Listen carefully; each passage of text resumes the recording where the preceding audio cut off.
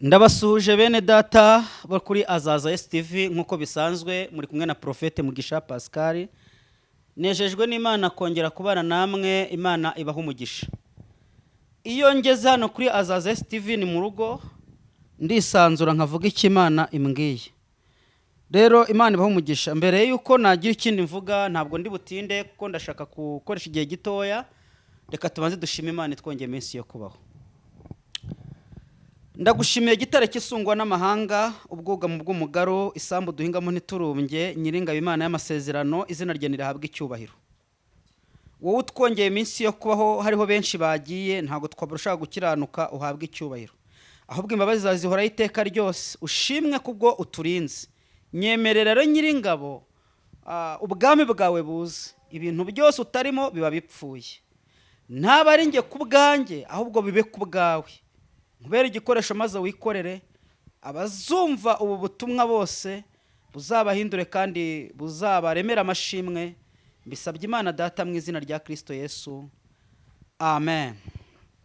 Nihuse reka dusome ijambo ry'Imana, turarisanga mu gitabo cy'umuhanuzi Yeremiya, ni ibice 40 uhereye kuri murongo wa 4. Haravuze ngo noneho rero uyu munsi ndakubohora, kureho iminyururu ko yawe. Nushaka ko tujyana i Babuloni, uza tugende, nzakugirira neza.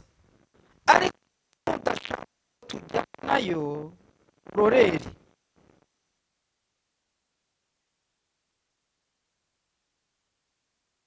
Abari huke.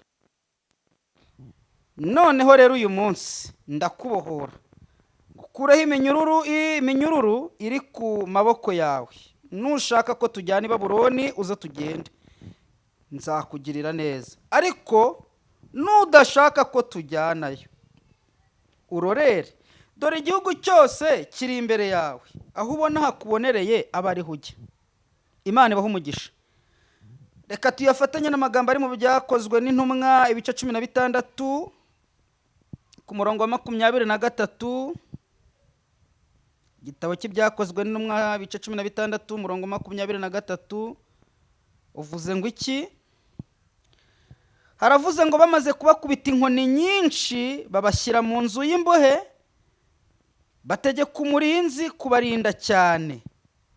Nawe ategetswe atyo, abajugunya mu nzu yo hagati, akomeza amaguru yabo mu mbago. Ariko mu gicuku Pawulo na Sila barasenga, baririmbira Imana, izindi mbohe zirabyumva. Uwo mwanya habaho igishyitsi cyinshi, imfatiro z'inzu ziranyeganyega, inzugi zose ziherako zirakinguka, iminyururu ya bose iradohoka. Imana ibaha umugisha kandi Imana ibagirire neza. Nkuzaniye ijambo rifite intego cyangwa se ubuhanuzi bufite intego ivuga ngo amasengesho arakubohora, cyangwa se amasengesho arakubohoye. Ndaza no gufata umwanya ngo usengere. Icyo ngusabye nuko wizera. Bibiliya iravuze ngo bamaze kubakubita inkoni nyinshi, babashyira mu nzu y'imbohe, babaha umurinzi kubarinda cyane. Nawe ategetswe atyo, abashyira mu nzu y'imbohe, akomeza amaguru yabo mu mbago. Gukomeza amaguru yabo mu mbago ntabwo bivuze ko ari amapingu cyangwa iminyururu bisanzwe, ahubwo hari uburyo bafataga urubaho bakarurambikaho ibirenge, barangiza bagafata imisumari minini bakayitera hagati y'ikirenge n'urundi ruhande rw'ikirenge, hanyuma amaguru akaba afungiyemo aho ngaho, ariko akomejwe cyane n'imisumari cyangwa ferabeto. Urumva abantu bari bafunze gutyo bari badadiye koko. Ariko nagira ngo mbabwire ngo nubwo umuntu yakuboha kajana, nagira ngo mbibutse kwiri muri twebwe itabohwa, izina ry'Imana nirihabwe icyubahiro. Bibiliya yavuze ngo bamaze kubakubita inkoni nyinshi, bivuze iki? Bamaze kubakubita, bari babakubise babaziza ubutumwa bwiza. Pawulo na Sila bazize ubutumwa bwiza, ntibihakana Kristo, baremera, barakubitwa, barabakubita, imibyimba iraza, barabakubita, bakubita umugongo, bakubita amaguru, bakubita amatako, barabakubita bahinduka inyama koko, imibyimba iraza. Ariko umwuka wera naratangaye, umwuka wera arashoboye koko. Bageze ngo mu gicuku bana bafunze, Pawulo abwira Sila atari ko harya, ubu turekera aho ngaho kuko badukubise, reka duhimbaze Imana yacu. Ngo nuko buzura umwuka wera barahimbaza, umwe araririmba undi arasenga, umwe araririmba undi arasenga. Imbaraga z'amasengesho.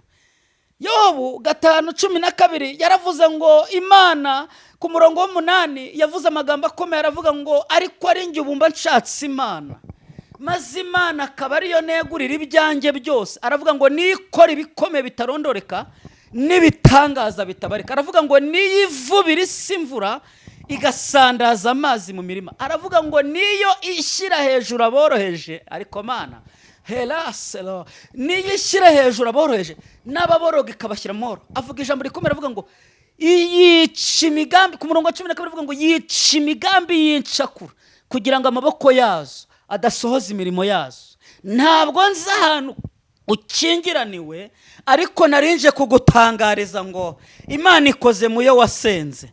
Nagira ngo nkubwire ngo amasengesho ajya yica imigambi y'incakura. Haleluya, haleluya. Henezola befosi ni winima. Heniko amasengesho ajya yica imigambi y'incakura. Amasengesho ajya burizamo inama z'abagome. Ijambo riravuze ngo noneho rero uyu munsi ndakubohora, ntabwo ari ejo. Ukimara kumva ubu buhanuzi, ukimara kumva iki kiganiro cy'ijambo ry'Imana, wizera yuko akazitiro wari urimo, ntabwo nzi imyaka umaze uri muri ako kazitiro, ntabwo nzi imyaka kumaze uboshywe, nawe ubwawe urabizi, warasenze ukajya ugira ngo Imana ntiyigeze ikumva. Ariko nagira ngo nkubwire ngo Imana irakumvise. Atse kukubwira ngo imbaraga z'amasengesho zijya zibasha kubohora umuntu ahaboheye zikahamukura. Birashoboka ko waboshywe n'abarozi, ntabwo mubyitayeho, nta nubwo nitaye ku myaka umaze. Nabonye abantu bari bamaze imyaka ari impumyi, muri Bibiliya narababonye bari bamaze imyaka ari impumyi, ariko Imana irababohora. Ntabwo wowe ari Imana yakwigirizaho nkana. Untega amatwi, wumvishe benshi, wasengewe na benshi, ariko untega amatwi uyu munsi uhereyeho wumva iki kiganiro. Birashoboka ko uzumva ubuhanuzi yaciyeho iminsi, birashoboka ko uzumva ubuhanuzi wenda haciye icyumweru, aho uzabwumvira hose wizere ko Imana ikubohoye mu izina rya Yesu. Birashoboka ko waboshywe ngo utazabona akazi, birashoboka ko waboshywe ngo utazabyara, birashoboka ko izo mbaraga bakonikoni barazifite, ariko baragwana, ariko shitani aragwana ko sumunesha. Ntabwo nabihakana pe, bajya babikoresha pe. Ariko nagira ngo nkubwire ngo mu ijuru hari Imana ibohora, mu ijuru hari isumba byose ibohora. Nibutse reka mbawubamye gatoya. Nge nabwirije abantu imyaka myinshi, mbwiriza ibiterane byinshi, nsengera abantu benshi ntazi amasura yabo. Korari ku rusengero bakaririmba, bakavuga ngo be uririmbe, bakavuga ngo Imana iririmbe, nayo tiririmbe, n'izindi nyinshi. Naho nagiye njya hose mu biterane, ariko nkajya numva amazina bavuze y'amakorari, ntamenye uri kwantona, ntamenye nguriya n'inzobe, nkumva amazina ya korari gusa, ntabasha kureba abantu. Ariko ndashimira Imana guhera mu wa 2 primaire nahumye neza, ngeze mu wa 5 ishuri ndivamo. Ndashimira Imana ko zitagira imirizo igize ikomera isazi. Umaranye ikigerageza igihe kingana iki mama? Mushiki wanjye papa, umaranye igihe kigeragezo kingana iki? Ntabwo nitaye imyaka kimaze, ahubwo nitaye kugukora kw'Imana. Uyu munsi Uwiteka arakubohora. Ntabwo nzi igihe umaranye ubwo burwayi, ntabwo nitaye ku mbaraga abarozi bakoresheje, nta nubwo nitaye ku gishoro batanze. Amaraso Kristo amennye ku musaraba niyo akomeye cyane, niyo ahenze cyane, nicyo giciro gikomeye Kristo yatanze kiruta ibyo byose ab'isi batanga. Kandi noneho aba bose bahumeka umwuka Imana yabahaye. Nagira ngo nkubwire ngo uyu munsi imbaraga z'amasengesho zirakubohora mu izina rya Yesu Kristo. Bibiliya iravuze ngo Imana iravuga ngo Petero namukuyeyo nkoresheje marayika, ariko aba bagabo bampimbaje bagasenga bakandirimbira bakambyinira, nyamara kandi bakubiswe baboshye bababaye, ntabwo ndi bubatumeho marayika. Imana iravuga ngo reka nze nohereze umutingito, ngo irihindukiza gusa, ngo yihindukize gusa umutingito burabaye, ngo inzugi zibi zari zikinze inzu z'imbohe zirafunguka, ngo iminyururu ya bose iradohoka. Hari abagabo, hari izindi mfungwa zari hirya mu kindi cyumba, ngo uko bari barimo bahimbaza bakoma amashyi bavuga ngo urera urakiranuka witwa isumba byose urubasha rudatetereza bakwisunga, ngo barimo bayivuga neza no mu mubabaro, ngo na babandi bahirya barabafasha, kubera ko bari bafashije Paulo na Sila, ngo bajyaga bavuga ngo yego, ngo mukomeze muyivuge ngo yego, ngo nabo bafashirizwa mu kindi cyumba, kandi bari batandukanye ibyumba, igikuta kimwe nicyo cyari kibatandukanyije, ngo kuko izindi mbohe zari zabafashije. Ariko shanjya ngundi ijambo rivuga ngo abajyana n'abandi gutabara nibo bazagabana umugisha cyangwa se ubwami bw'Imana. Haleluya, haleluya, haleluya. Bibiliya iravuze ngo Imana ije gutabara. Umutingito ngo yarihindukije ngo babagabo ndabubashye, reka no kohereza marayika, ababo nanjye reka ngira icyo nikorera, ngo uhita yihindukiza, ngo yihindukije gusa umutingito uraza, ngo umutingito ukingura inzugi, ukingura imiryango, umenagura ibihome, umenagura inzugi, ukingura n'iminyururu, ngo irakinguka, na za mbohe zindi nabo bigenda gutyo. Ngo Paulo noneho baridegembye no kukabayivuga neza. Reka nkubwire, imbaraga z'amasengesho ntacyo zidakora. Imbaraga z'amasengesho zatumye abayuda mu minsi 3 basubizwa agaciro karenze nako bari bafite. Imbaraga z'amasengesho, warasenze uburi iki mama? Imbaraga z'amasengesho ziguhesha urubyara, abarozi baravuze ngo ntuzabyara.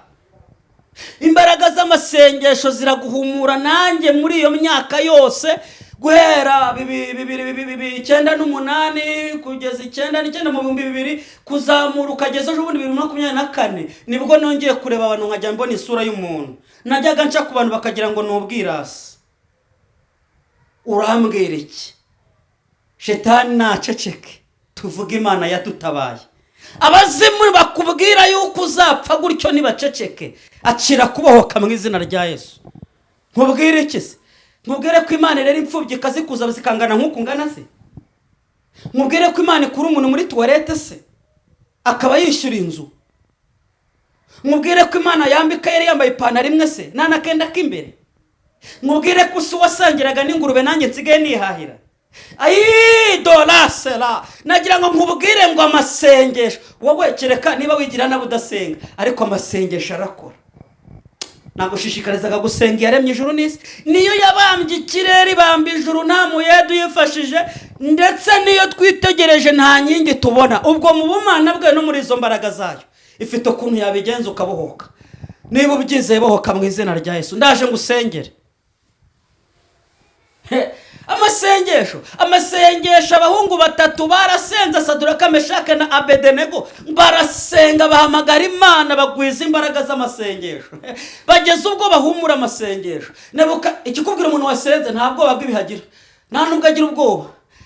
Ngo abantu ngo Nebukadinezari aravuga ngo nimutaramye Imana, Imana zanjye nakoze bayanyegeze itanura, barabajugunya mu itanura. Bahita bamubwira ati Nebukadinezari we, bifata mu mifuka, bayimubwira abana mu mifiye cyane, bamusuzuguye. Nebukadinezari nta mpamvu n'imwe itumva umuntu, aya magambo ntago yagirwa n'umuntu utarasenze. Amasengesho ikintu amara, arabanza akakumara ubwoba, akakongerera kwizera. Amasengesho toraza la befostiki edo, amasengesho yica imigambi, yicakura. Amasengesho ahindura amateka. Amasengesho akwicaza aho so na nyoko baticaye. Amasengesho akwicaza ahantu utahicajwe na diplome, uhicajwe n'amasengesho. Amasengesho yica imigambi, yicakura. Amasengesho ahindura amateka. Amasengesho akuriza indege ukagenda nta diplome ikujyanye, diplome y'amasengesho ari ikujyanye. Amasengesho inama z'abarozi ziraterana, ariko imyanzuro yabo igapfa ubusa kubera gusenga. Ntabwo nzi igihe umaze muri icyo kibazo, ntabwo nzi igihe umaze uboshye, ariko narinje kukubwira ngo Uwiteka aravuze ngo noneho uyu munsi arakubohora. ntituzapfa rubi kuko si rwo twandikiwe n'imigambi mibi ituruka ku mubisha n'ibyifuzo bibi by'abantu batakebwe biyitirira Imana bagakorera ibigirwamana. ntituzapfa rubi kuko si rwo twandikiwe n'imigambi mibi ituruka ku mubisha n'ibyifuzo bibi by'abantu batakebwe biyitirira Imana bagakorera ibigirwamana. izagukorera ibiruta ibyo usaba nirangiza igukomeza ukomere kuko si wowe wa mbere yakomeje bigakunda we. burya haba guhirwa ntihaba kuzinduka. ndagira ngo nkubwire ngo Imana ikubohoye igukorera ibintu so na nyoko batagukoreye. icyo gikundira ni uko itareba akavukire, ntireba uburanga, ntireba amoko, ntireba ubugufi, ntireba uburebure, ntireba imyambaro, ntireba diplome, ntireba agaciro k'abantu. Imana y'amahoro iyo ije kukubohora ikubohorana na kimwe ishingiyeho. ndi umugabo wo kubihamya. Saduraka, Meshaka na Abedenego basubiza umwami bati Nebukadinezari, nta mpamvu n'imwe ituma tugusubiza iryo jambo. niba ari iby'Imana yacu umurimbuzi namuremeye kurimbura, ariko nta ntwaro bacuriye kukurwanya izagira ikigutwara. amasengesho, umuntu wasenze, nari ngushishikarije ngo senga. warasenze uburiki. uyu munsi ndakubohora, niko Uwiteka avuze, ngo ukureho iminyururu yari kuboshye. amasengesho yakuye Daniyeli mu rwobo rw'intare yasenze. amasengesho yatumye abayuda bari bagenewe gupfa ahubwo bagira ububasha ku banzi babo, abariho babica. amasengesho yatumye igiti cyari cyamanikiye Morodekayi, amasengesho yatumye ahubwo uwari wakimanitse ariwe Hamani ariwe bakimanikaho. amasengesho asopanya imigambi y'ababi. umwami Ahasuwerusi yari yatanze abayuda, yanabisinyiye, ariko abayuda barimo basenga. amasengesho atuma Imana isopanya imigambi yabo, ntibumvikana. Hamani n'umwami ntibumvikana. umwami aramwitaka aravuga ati ngewe nigeze mbikubwira. amasengesho atuma bakugambaniye umwe abavamo akaza kukubwira. amasengesho atatanya imigambi y'abagome. ahari bazaterana ariko sinjye uzawubateranije. uzagukoraniraho wese azagwa ariho wazize. umuntu usenga ameze nka mine yigenza, ntago wayicokoza yaguturikana. amasengesho, reka dusoze. amasengesho aguhesha agaciro.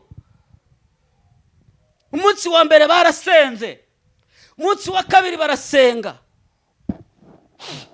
umunsi wa gatatu barasenga. ku munsi wa gatatu, ndavuga abayuda, ku munsi wa gatatu ngo umwami kaze Esiteri arahaguruka, ngo arababwira ngo musigare musenga, ngiye kubonana n'umwami. kandi ntago byari byemewe gusanga umwami udahamagaye. hari itegeko rimwe kuri bene uwo yagombaga kwicwa.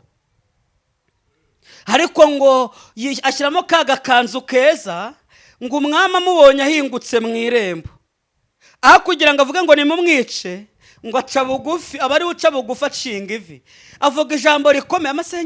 amasengesho aguhesha umugabane so na nyoko bataguhaye. ubu nkugire ne koko warasenze uburiki. Tera zalabefo Salagreria zango domini grave François Ekotika Pinima aze ede titi ete contre edestai shando. narayabonye amasengesho amesha kubaho. narayabonye amasengesho yica imigambi y'icakura. narayabonye amasengesho amesha abantu bankuyeho amaboko. nabonye Imana yumva gusenga insubiza agaciro. amasengesho ndayikurangisha. senga gusa wicecekere. kandi ushobora gusenga aka kanya ukabona nta gisubizo ubonye. n'ejo nutakibona uzasubire usenge. n'ejo bundi uzongera usenge, wongera usenge. nubwo itagusubiza ibiri mu kazi yicecekeye, umunsi izaturitse ikintu, isi yose izubarara ku buzima bwawe. Imana yakora ikintu. natangaye, Imana yambwiye ngo mbwire abantu ngo uyu munsi umuntu wizera aya magambo mvuze, kuko ntabwo ari njyewe ubwanjye, ntabwo nabona icyo kuvuga. Noneho uyu rero uyu munsi ndakubora ngo ukureho iminyururu, amasengesho yica imigambi y'incakura. Reka nsoze amasengesho.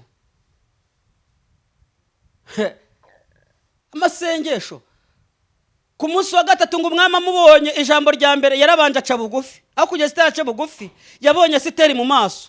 Uzi ko amasengesho aduha isura nziza, amasengesho aguha igikundiro.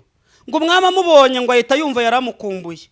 Urwo rukumbuza atamugiriye ukwezi kwari gushize, ari kumva amasengesho ikintu akoze. Ngo ahita aca bugufi aramubwira ngo urasaba iki mwamikazi Esiteri? Wemeye no kuza mu rupfu? Niyo wansaba umugabane w'igihugu ndawuguha. Warasenze uburiki. Amasengesho aguhesha umunani so na nyoko bataguhaye. Amasengesho agutuzaho so na nyoko batigeze batura. Amasengesho akurutisha bagusuzuguye. Amasengesho akwicazaho abantu bose bagusuzuguye aharenzaho abandi bose. Amasengesho akuremera ubuhamya abantu bajya bakora bakavuga ngo dore Imana igenda. Reka dusenge. Ndumva ashaka gusengera umuntu wese ukurikiranya Zaza Yesu TV. Ndumva ashaka gusengera umuntu wese ukurikira iki kiganiro. Birashoboka ko uzagikurikira ashize iminsi, ariko uzumve ko nagusengeye. Tera befo sivo edra. Ndagushimiye mwami, ndagushimiye. Abantu nibo bahinduka, ariko wowe ntujye uhinduka. Witwa isumba byose, witwa rubasha. Urarufa na omega, uritangira ukaba n'iherezo. Uko wahoze kera na n'uyu munsi ni kuki? Nsengeye umuntu wese wari ucitse intege. Nsengeye umuntu wese umaze igihe aboshe. Nsengeye umuntu wese amaze igihe yizengurukaho. Mu izina rya Yesu Kristo. Narakubonye nasenze uranyumva.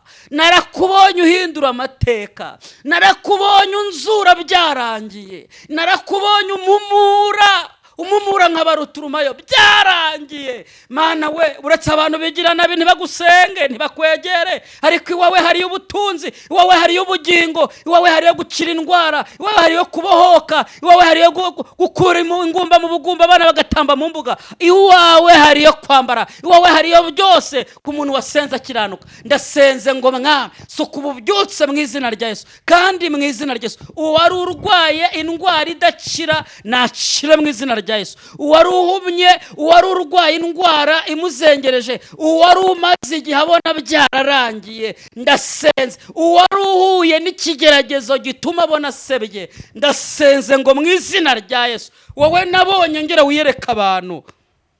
Umuntu wese uzakurikira Zaza Yesu TV iki kiganiro, ndasenze ngo nagitega amatwi ntazasubirayo nk'uko yaje mu izina rya Yesu. Ndasenze ngo uhindure amateka y'abadukurikirana, ndasenze ngo uhindure amateka y'abatwumva, ndasenze ngo wice imigambi y'incakura. Yobu yabivuze neza 5:12, yaravuze ngo ujye wica imigambi y'incakura kugira ngo amaboko yazo adasohoza imirimo yazo. Ndagushimiye kubwa igihe kimwe wambukije Abisiraheli inyanja basenze babona bikomeye, wewe wabikoze cya gihe n'uyu munsi wabikora. Igihe kimwe watabaye Saduraka, Meshaki na Abedenego, imbaraga wakoresheje kirya gihe n'uyu munsi wabikora. Igihe kimwe watabaye Abayuda basenze n'uyu munsi wabikora. Bwa butware na bwa bushobozi nibujya bugabanuka. Witwa isumba byose, uri rubasha. Ntabwo washizwe n'amatora y'abantu ngo tuvuge ngo manda yawe izarangira. Ndagushimiye kubohoye abantu bawe, ndagushimiye ko isha imigambi ncakura, ndagushimiye ko isha inama z'abagome, ndagushimiye kubohoye uyu mubyeyi, ndagushimiye kutanze abana, ndagushimiye kukuyeho ubugumba, ndagushimiye kukije indwara ikomeye, ndagushimiye kutanze ubuzima, ndagushimiye ko uyu muntu waruterejwe cyamunara umugiriye neza. Ndagushimiye ko iyi ntabwa nayo idafite shinge na rugero kwibereye umubyeyi. Ndagushimiye ko uwambitswe urubwa asenze bikabivuyeho. Ndagushimiye. Nsengeye abarwaye za diabete, nsengeye hypertension, abantu barwaye za hypertension n'ibindi. Izi ndwara z'abazimu nzirukanye mu bantu bawe. Kanseri ndayirukanye mu izina rya Yesu. Narakubonye ukiza diabete si rimwe si kabiri, waba unkoresheje ibyabo bazimu bagahunga mu izina rya Yesu. Reka abantu bongere babone neza yawe. Ndagushimiye kubikore kwibasha misabye Imana Data no mu izina rya Kristo Yesu. Amen. Imana ibahe umugisha.